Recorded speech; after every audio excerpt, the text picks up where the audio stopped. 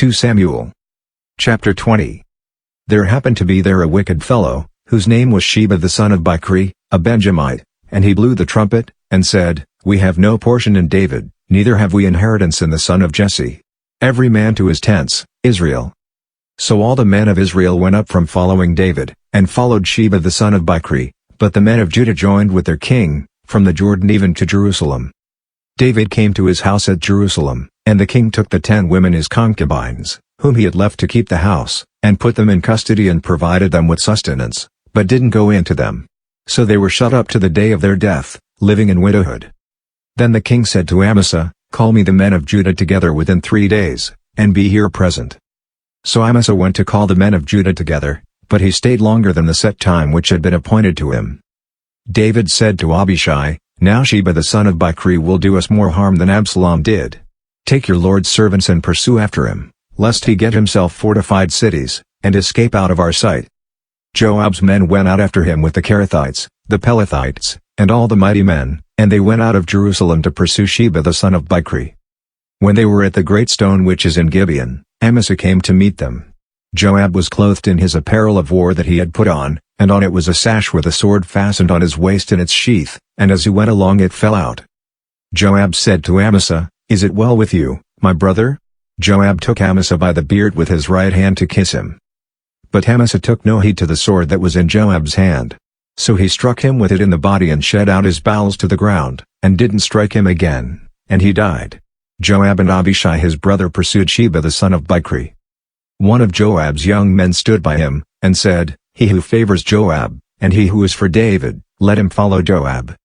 Amasa lay wallowing in his blood in the middle of the highway.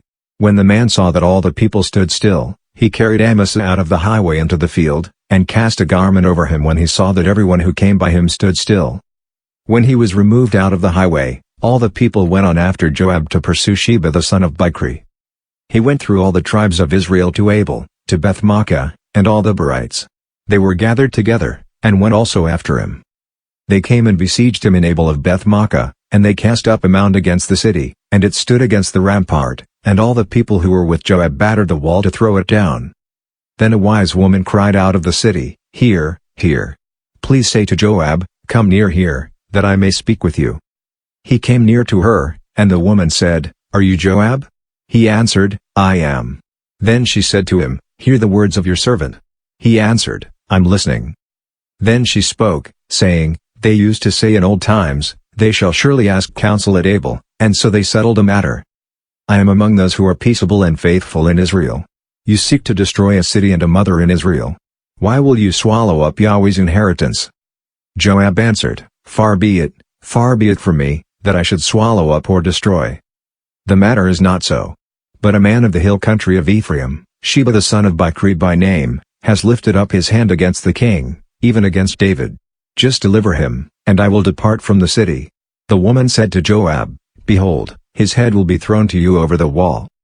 Then the woman went to all the people in her wisdom. They cut off the head of Sheba the son of Bichri, and threw it out to Joab. He blew the trumpet, and they were dispersed from the city, every man to his tent. Then Joab returned to Jerusalem to the king. Now Joab was over all the army of Israel, Benaiah the son of Jehoiada was over the Kerethites and over the Pelethites. Adoram was over the men subject to forced labor, Jehoshaphat the son of Ahilud was the recorder. Sheva was scribe, Zadok and Abiathar were priests. And Ira the Jairite was chief minister to David.